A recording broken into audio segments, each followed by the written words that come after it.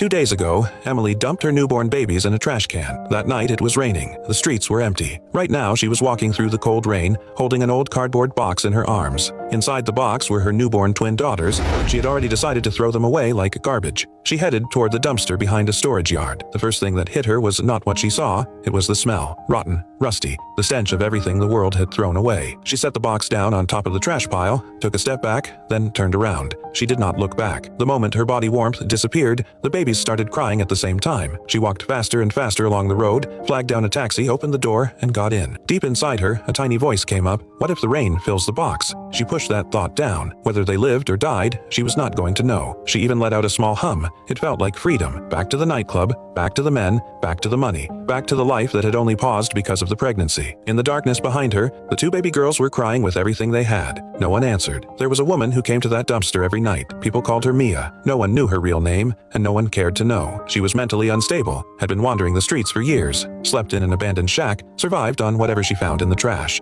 Adults always warned their kids not to go near her. That night she showed up like always, and then she heard something, a sound that made her stop in her tracks. Crying, thin but desperate crying. It was coming from the rain-soaked cardboard box. She ran over and tore it open. Inside were two tiny girls, completely soaked, shaking from the cold, crying until their throats were raw from hunger and freezing air. Mia's face suddenly changed. Light filled her empty eyes. "My babies," she whispered. "My babies came back to me." She picked them up and carried them back to where she lived, a broken-down little shack. She tore off a piece of rock-hard bread and brought it to their mouths. "Eat," she said firmly. "I am your mom. Mom is telling you to eat." The babies turned their heads away and cried even louder. She tried again, gently pressing tiny crumbs against their lips. They kept crying. She tried giving them water from an old container. They refused that too. They would not take anything. Her voice suddenly got rough. "Enough. I am your mom." But they kept crying. Her face slowly softened. "I am sorry," she said quietly. "You are my babies." She looked down at her coat. It was the only thing she had to cover herself. Without hesitating, she took it off and wrapped both babies inside it. Cold wind blew in through the cracks in the broken roof, hitting her bare body. She did not move away. She lay down on the cold floor, wrapped one arm around the bundle holding the babies,